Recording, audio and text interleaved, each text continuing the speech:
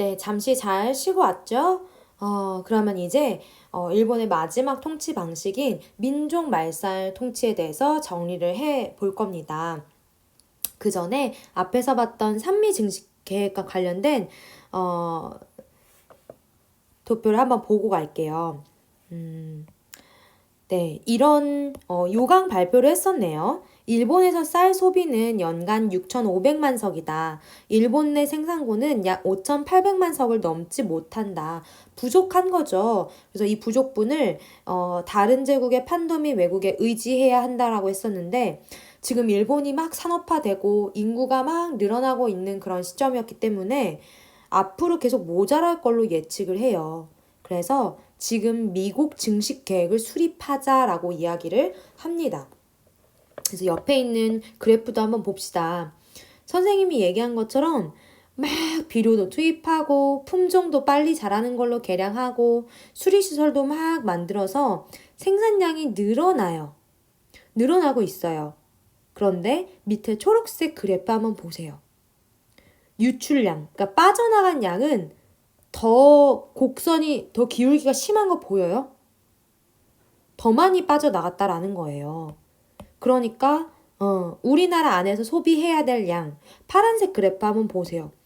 국내 소비량은 이상하게 자꾸 줄어들고 있어요. 너무 슬픈 일이죠. 먹을 것도 제대로 이제 먹지 못하는 그런 상황에서 네, 이런 일들이 벌어졌을 때 참 많이 힘들었을 거예요. 그때 당시에 살았던 사람들이요. 이게 문화 통치 시기의 경제 수탈 방식입니다. 그럼 이제 마지막으로 민족 말살 통치에 대해서 한번 정리해 봅시다. 자, 민족 말살 통치가 무슨 뜻일까요? 네, 이 뜻을 알면은 와닿는 부분이 더 있을 거예요. 말살 통치. 네, 끝말, 뭐 없애다 살 이런 건데요. 민족성을 정말 뿌리부터 근본부터 끝까지 다 없앤다라는 거예요. 대체 민족성을 왜 다 뿌리 뽑으려고 했을까요? 우리나라의 정체성을. 뭐 일본인들하고 똑같이 잘 대우해 주려고 했을 리는 네, 없고요. 그때 당시에 일본이 어떤 상황이었는지 배경을 보면 좀 이해가 될 텐데 일본이 이제 대외팽창을 하면서 다른 나라를 침략하고 이제 군사 행동을 막 해가기 시작할 때예요. 그래서 1931년에 이르면요. 만주 사변이라는 것을 일으킵니다. 이제 사변은 전쟁보다는 규모가 조금 더 작은 군사적인 충돌을 이야기를 해요. 만주 지역을 차지하고자 하는 거죠. 만주를 차지했어요. 만주를 차지하고 이제 시간이 더 지나면 1937년에 중일 전쟁을 터뜨립니다. 이제 중국 전체를 차지하고자 하는 거죠. 일본이 처음 중일 전쟁을 일으켰을 때는 아주 속전속결로 정리를 하고 싶었어요. 근데 그럴 수가 없었죠. 중국이 계속 저항을 했으니까 중일 전쟁도 45년까지 쭉 이어지면서 세계 제2차 대전하고 맞물리게 돼요. 전쟁이 뭐 전 세계가 다 전쟁의 소용돌이로 들어가게 되는데 그 중에 한 축을 지금 일본이 담당을 하고 있었던 거예요. 뭐 아시아 태평양 전쟁으로 확대가 되는 거죠. 이렇게 전쟁을 막 하고 있는 상황에서 우리나라 사람들을 전쟁에 동원하기 위한 그런 통치이자 의도였습니다.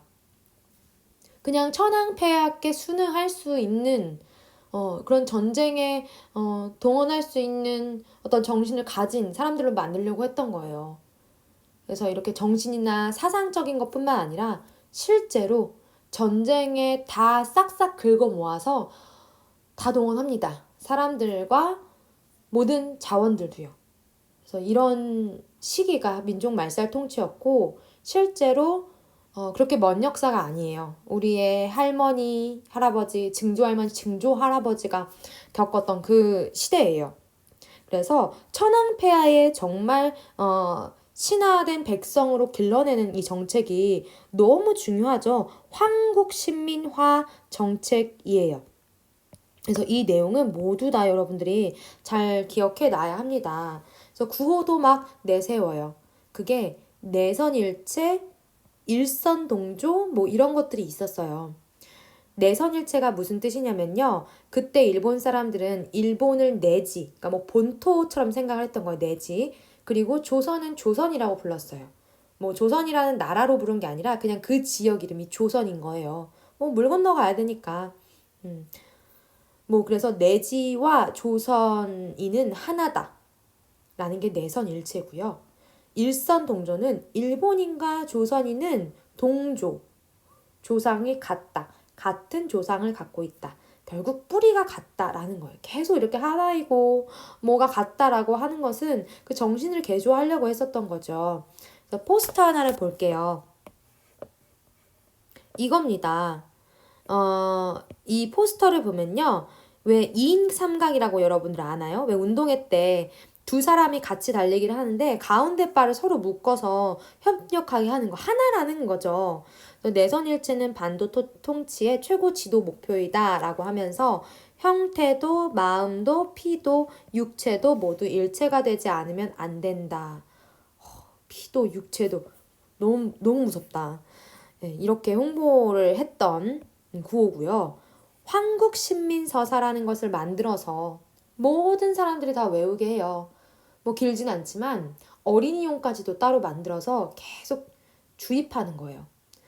우리 한국신민서사 내용이 책에 어디에 있냐면요. 288쪽에 있어요. 그 내용을 선생님 그대로 따온 겁니다. 우리는 한국 신민이다. 충성으로 군국에 보답한다. 우리 한국 신민은 신에 협력하여 단결을 굳게 한다.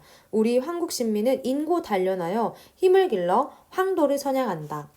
황도, 뭐 천황폐하를 위하는 길, 뭐 그런 거겠죠. 이렇게 한국 신민선을 외우게 해요. 뭐 늘 이 부분에 나오는 사진이 있어요.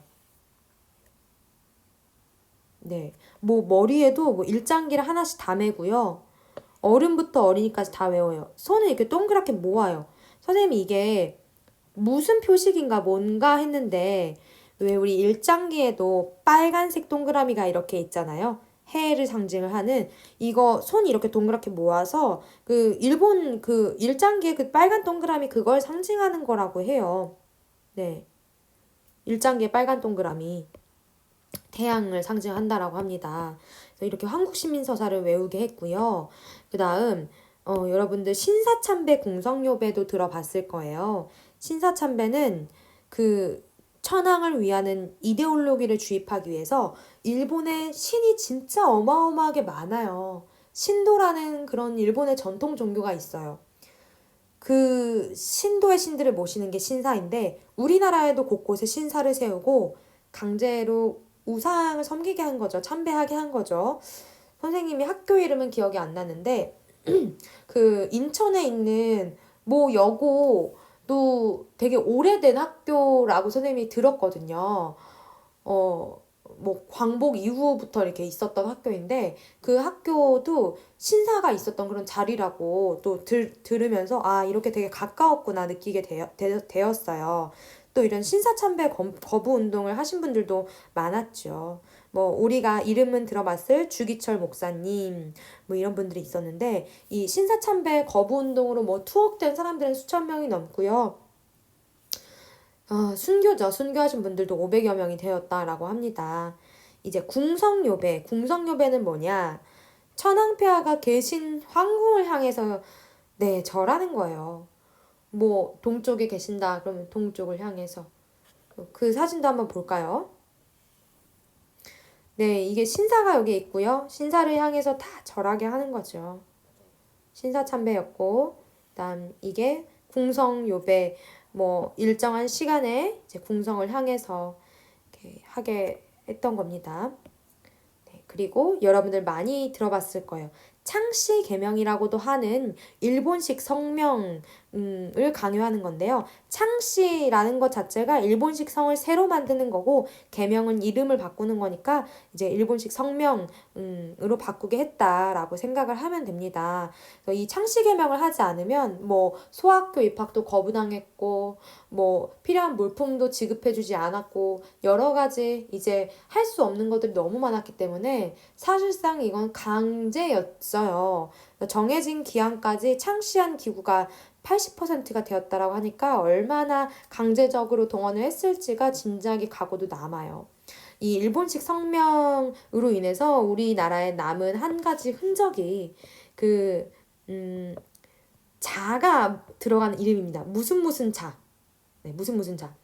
뭐 이 자가요. 일본어로 뭐 밑짓고 뭐 아야코 사치코 할 때 그 코를 한자로 쓴 게 요 아들 자자여서 그렇다고 하는데요. 뭐 많죠. 뭐 선자, 미자, 영자, 경자 뭐 그런 이름들이 다 이런 거라고 해요. 선생님도 되게 아는 사람 중에 자가 들어가신 분 되게 많거든요. 우리 가까운 할머니만 해도 순자예요, 순자. 순자 여사인데 여러분들도 있지 않아요? 특히 할머니들 중에 한번 누가 있는지 예를 한번 들어보세요. 뭐 순자였고 뭐 되게 많았어요. 선생님 예전 고향 교회 사모님 이름도 순자였거든요. 어쨌든 일본식 성명을 강요했고요. 그다음에 한국어는 사용할 수도 없었어요. 그리고 동아일보, 조선일보들 폐간시키고요. 이제 소학교라는 이름이 국민학교로 바뀌게 됩니다. 선생님이 영상 하나를 또 링크를 해줄 건데 거기에서 잘 나와 있긴 하지만 이 국민학교를 사실 그 우리나라도 오래 썼었어요. 1996년까지 쓰고 그 다음부터 이제 국민학교가 초등학교로 바뀌게 되는데요. 이 국민학교라는 말이 말 그대로 뭐 대한민국의 국민들이 다니는 학교이니까 그냥 계속 써도 문제는 없지만 이 국민학교라는 용어가 시작이 된 그런 역사적인 배경이 좀 연원을 따져보면 그렇기 때문에 이제 바꾸자는 여론이 그때 형성이 되었던 것 같아요. 이게 무슨 뜻이냐면 황국 신민들이 다니는 학교라는 거죠. 천황폐하께 충성을 다하는 신하된 백성이 다니는 학교. 선생님 옛날 얘기 하지만 좀 나이 들어 보이는 얘기 좀 할게요. 선생님이 95년에 이제 국민학교에 입학을 했어요. 선생님이 이 얘기 되게 많이 했던 것 같아. 화양국민학교에 입학을 했는데 그 다음에 화양초등학교로 이름이 바뀌었거든요. 근데 저는 그때 뭐 역사적인 배경이나 뭐 이런 것들을 몰랐죠. 아주 어렸을 때니까. 근데 그게 아직도 기억나요. 그 왜 아파트 보면은 뭐 같이 옆에 있는 사람들이나 뭐 아저씨 아줌마들도 같이 이렇게 엘리베이터를 타잖아요. 근데 그때 뭐 엘리베이터 안에 사람들이 꽉 차 있었어요. 등교하는 시간에. 그래서 선생님한테 어떤 아저씨가 너 화양국민학교 다니니? 이랬는데 선생님이 아니요, 저 화양초등학교인데요 라고 이렇게 얘기를 했던 그런 기억이 있어요.